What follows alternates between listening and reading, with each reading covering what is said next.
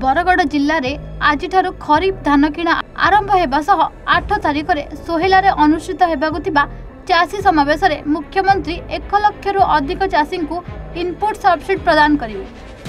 एही परिप्रेक्षी में मान्यवर खाद्य जोगाण और खाउटी कल्याण मंत्री कृष्णचंद्र पात्र 2 दिनिया बरगढ़ गस्तर आसी प्रथम दिन प्रशासन पूर्व प्रस्तुति समीक्षा करिसेंती। मंडी रे दलाल संपृक्ति कटनी छटनी पूरा बंद करने को निर्देश देइछंती।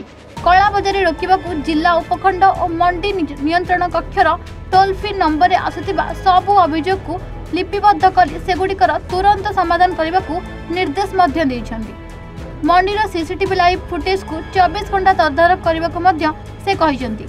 आरएमसी डाकबाजी जंत्र द्वारा धानर एफक्यू मान और इनपुट सब्सिडी विषय चाषी को सचेतन करी धान संग्रह को सफल कराइबा आरएमसी अध्यक्ष माने गाँ गाँ बुली चाषी मान सहित उत्तम जोगाजोग रखा को परामर्श देइछंती। मंडी को धान आसवा पूर्व चाषी मान को टोकेन देवा कला बजारी और पड़ोसी जिला को धान चालाण को रोकवा जिलार समी रेखार पुलिस मुतयन और कड़ा जांच कराइबा को से निर्देश देइछंती।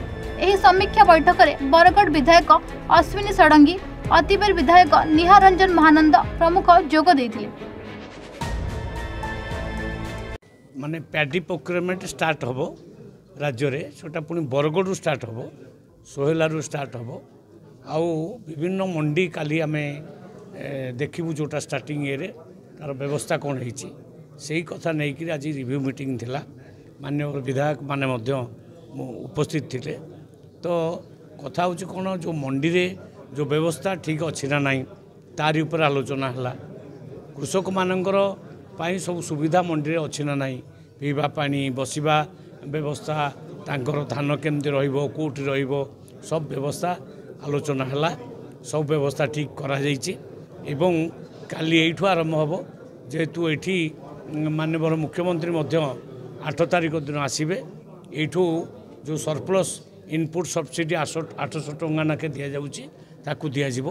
तेणु आम चाहूँ कृषक माने पर क्विंटाल 3100 टंका धान मूल्य से डायरेक्ट पाइबे तांको अकाउंट को जीवो एवं मिडिल मैन बा दलाल मानकर प्रादुर्भाव ये कमिबो दुर्नीति कमिबो भ्रष्टाचार कमिबो यही सब उद्देश्य रे आज मीटिंग थिला।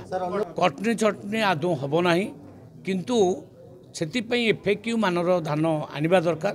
एफएक्यू मानर केमती धान अणाजिवो तांको बारंबार बुझा जाइछि मीटिंग करा जाइछि माने कृषक मानकु प्रवर्ता जाइछि एवं मु भाबुचे एफएक्यू धान मानर धान से आनिबे क्वालिटी एनालाइजर मेसिन भी आसी जाइछि।